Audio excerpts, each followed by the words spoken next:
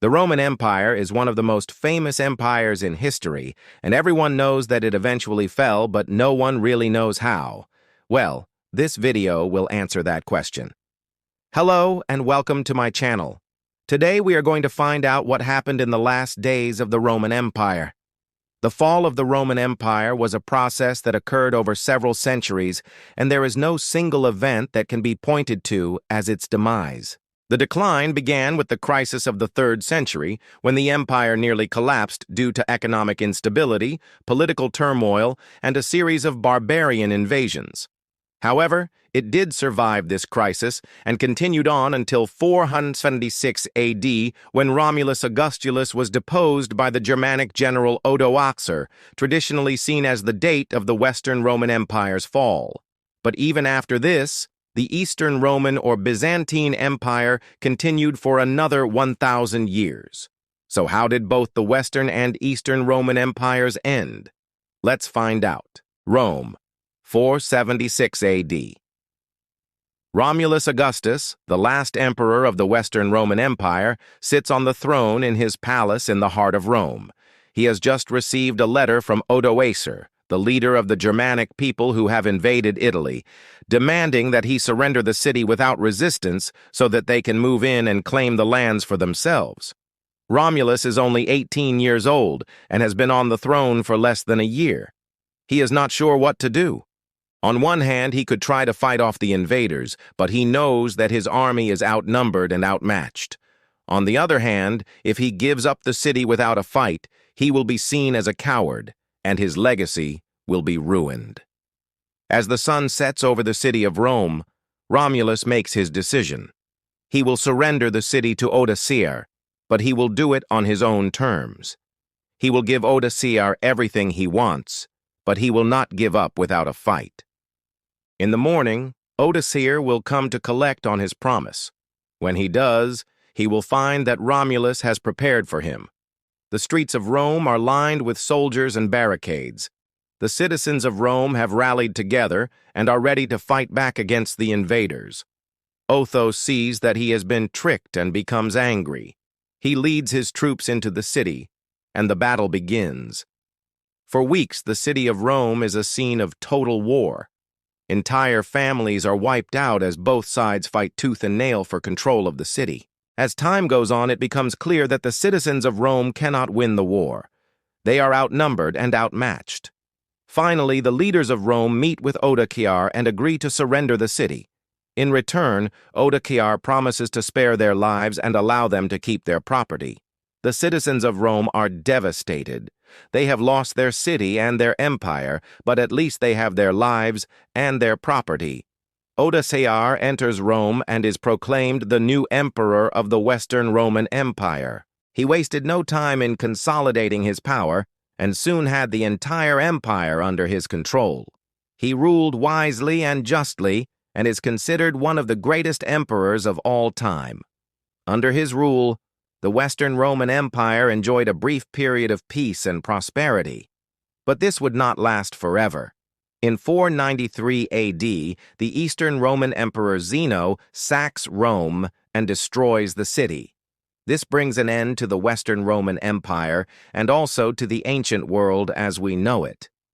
Now let's take a look at the Eastern Roman Empire. The Eastern Roman Empire, also known as the Byzantine Empire, was the continuation of the Roman Empire in the East after the fall of the Western Roman Empire in 476 AD. The capital of the Eastern Roman Empire was Constantinople, which was founded by the Roman Emperor Constantine the Great in 330 AD. The empire lasted for another 1,000 years until it was conquered by the Ottoman Turks in 1453 AD. In the early centuries, the Eastern Roman Empire was prosperous and stable. The economy was strong, and the military was powerful. The empire was able to withstand attacks from the Persians and the Arabs. However, in the 7th century, the empire began to decline. The Arab armies invaded and conquered much of the eastern provinces. The empire was weakened and instability grew. In 802 AD, a period of recovery began under the reign of Emperor Nikephoros I. The empire was stabilized and some territories were reconquered. However, in 1054 AD, the Great Schism divided the Eastern Orthodox Church and the Roman Catholic Church. This split had a major impact on the empire and its culture.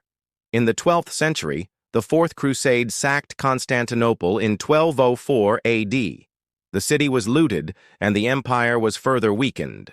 Although the empire was restored in 1261 AD, it never fully recovered. In the 14th century, the Ottoman Turks began their conquest of the Balkans. In 1453 AD, the Ottomans finally captured Constantinople, and the Eastern Roman Empire came to an end. So what happened to the Roman people?